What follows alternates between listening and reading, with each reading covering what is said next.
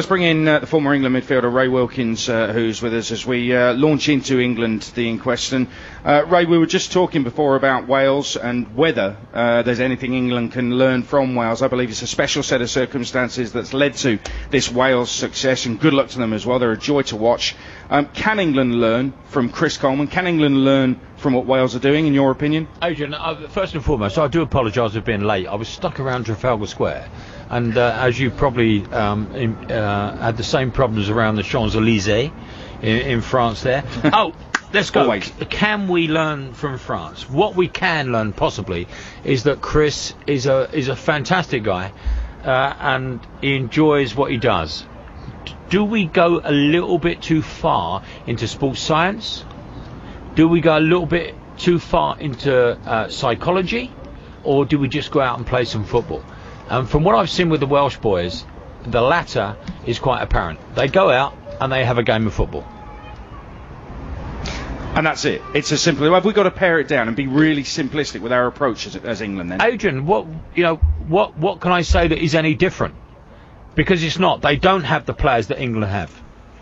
They don't have that. They have the quality as a group. That's what they have. And they have one world-class player, which we do not have. So why aren't England a team then, Ray? Why are we not a team? That's the players. To the manager? No. That's not Roy. That is not Roy. Roy has taken his fair share of grief as far as this is concerned. And quite rightly so as well, because that's his position, and that's what he does. But he doesn't play. He can't play. He's never played. These young men have to go and play and stand up for their country. And as far as I'm concerned, we've been poor. But we've all been poor. Adrian, I'm the first to say I've been very, very poor in an England shirt. And we've all been there. But, for God's sake, guys, come on, let's show a little bit. When we lost as a group, we lost as a group. And we were poor, and it killed us when we lost. These young men have to stand up to the plate because they're good players. We don't have world-class players, in my opinion, but they're good players. But play.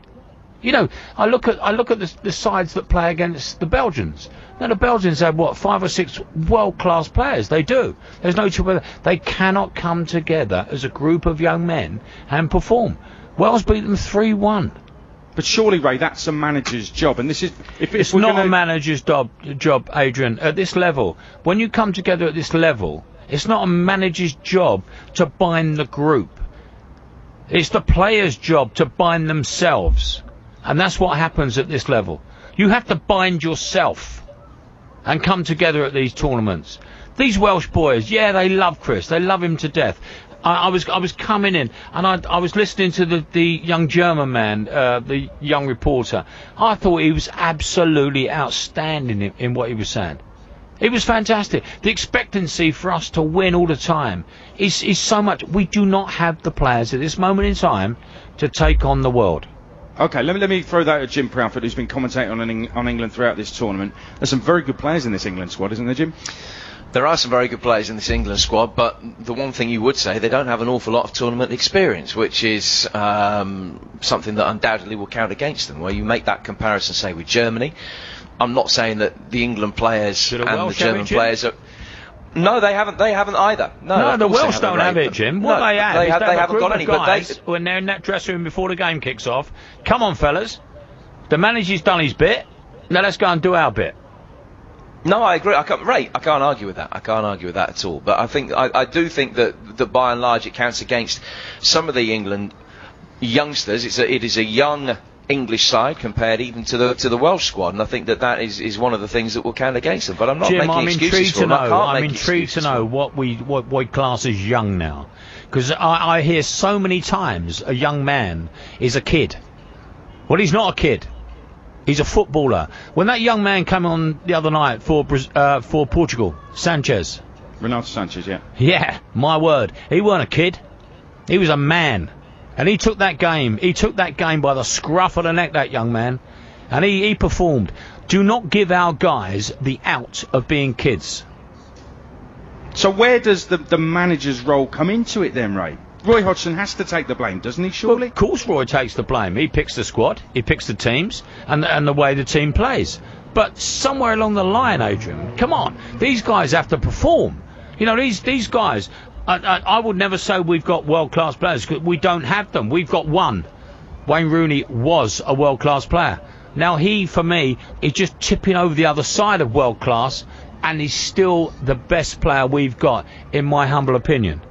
In my humble opinion. Because now he could play as Paul Scholes played for the last 5 years of his career. And I think Paul Scholes, for me, is in the top 3 of the ever of the Premier League players, because the fellow was just a wonderfully gifted footballer. These young men, Adrian, have to stand up and be counted. Don't keep putting it on Roy. Roy made numerous mistakes.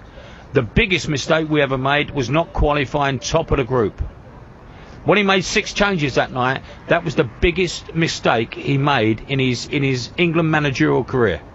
In my humble opinion. These players, let me bring in Nigel Adderley. He's been interviewing players, been interviewing certainly. Roy as well. Nigel, I believe that any new manager, I do agree with what Ray's saying, but the manager has to drill that into those players. It's their responsibility. And I don't think Roy was doing that. No, I think there's a lack of responsibility, but it comes from beyond Roy Hodgson. It comes from the top of the FA. That the way the England players are treated when they're here, they are treated like world-class players. Like they are winners, treated, and they're not. They are treated like winners. The fact they go home in the rain to Luton Airport, there are people there with umbrellas waiting for them to make that short walk to a chauffeur-driven car back to where they live. The car's on the runway, by the way. They should have gone through that airport, they should have faced the fans, they should have faced the media, so they never feel like this again, and they learn from it. Jamie Carragher said in the paper the other day, the system produces babies, not men. And to a certain extent, Ray is right when he says that. The England team, we bring players in, and they're on £100,000 a week. That's irrelevant, really. It's about being a winner in a tournament. And we don't breed that sort of winning mentality because we tell them they're great from so young. Well, I've got a counter-argument to that I'm going to throw at you very shortly. This is talkSPORT.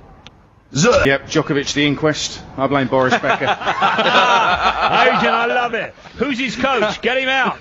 Get him out. Boris Becker, yeah. It's the coach's fault. Needs to take responsibility. Exactly, I couldn't agree more. Actually, a guy from the FA has just tweeted, it's his own thoughts, so I won't give his name, he does work for the FA, he says probably Raheem Sterling's fault. He'll probably get the blame. Listen, what I would say as regards Raheem Sterling, apparently that the video came out with Raheem displaying his wonderful house. Now, if that's his best friend, then who needs friends, huh? Yeah, no, listen, it's not great that it came out. Get shot the guy. Get shot the guy. He's brought a lovely house for his mum, and he's had a... Wonderful. I say that none of these players have had it tough. I think Raheem Sterling has had it tough as a kid, and he's come through it. He's having it tough now, but that's when he needs proper man management. Now listen, I'm gonna get some views from all 3 of you guys. How much is down to the players? How much is down to the manager? And if it's the players to blame, did we even need to change manager? We'll get some calls in on it as well. Jim Proudfoot, players, manager, bit of both. What? Certainly a bit of both. I think that all 3 of us will argue it's a bit of both.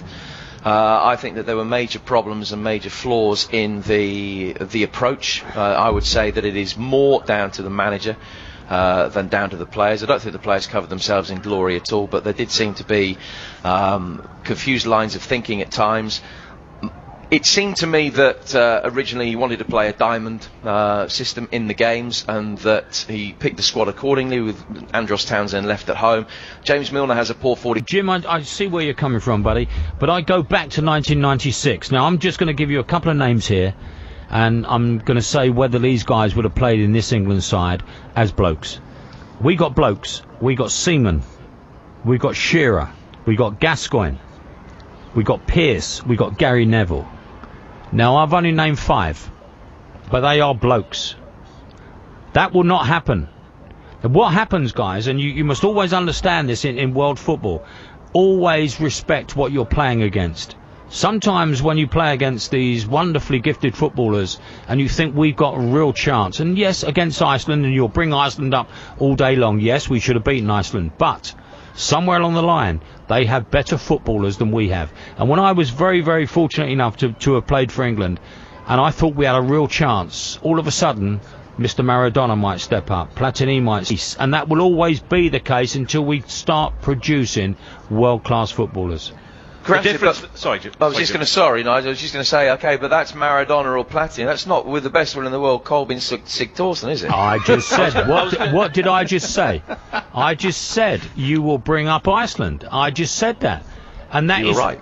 But we have gone through a season of the Barclays Premier League whereby a 4-4-2 unit that works its socks off and has very, very ordinary players with one or two special ones, but not world class. One or two special ones have won the Barclays Premier League.